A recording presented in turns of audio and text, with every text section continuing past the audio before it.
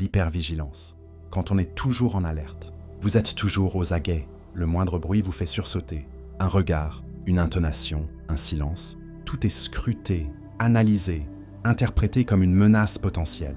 Vous ne pouvez pas vous détendre vraiment. Même dans votre lit, votre corps reste tendu, prêt à réagir. L'hypervigilance n'est pas de l'anxiété ordinaire. L'anxiété est une inquiétude diffuse. L'hypervigilance est un état d'alerte permanent. Votre système nerveux est resté bloqué en mode danger. Il ne distingue plus les vraies menaces des situations neutres. Il protège mais il épuise.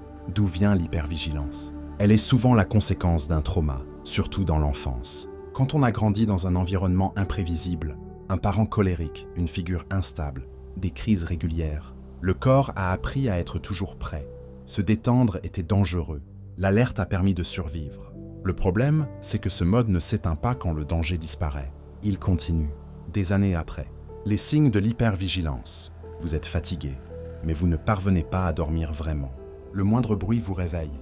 Dans un lieu public, vous surveillez les issues, observez les gens, anticipez les conflits. Vous lisez entre les lignes de chaque message, cherchez ce qui cloche. Les autres vous trouvent parfois paranoïaque ou tendu, mais vous ne pouvez pas faire autrement. Le coup de l'hypervigilance. L'épuisement d'abord. Rester en alerte demande une énergie folle. À la fin de la journée, vous êtes vidé. L'anxiété, l'anticipation permanente nourrit l'inquiétude. Les relations, enfin, être toujours sur la défensive fatigue vos proches et vous isole. Comment apaiser cette hypervigilance? D'abord, reconnaître qu'elle a été utile. À une époque, elle vous a protégé. La remercier sans la laisser tout gouverner. Ensuite, apprendre à descendre en alerte. Cela passe par le corps, pas par la raison. La respiration lente. Le contact avec des objets rassurants. Les environnements calmes et prévisibles. Créer des sécurités, des rituels, des lieux, des personnes stables. Enfin, se faire aider. Un thérapeute formé au trauma peut vous accompagner à réapprendre à votre système nerveux que le danger est passé. Votre vigilance vous a protégé, mais elle peut maintenant se reposer. Vous n'êtes plus cet enfant en danger. Vous êtes un adulte, ici, aujourd'hui.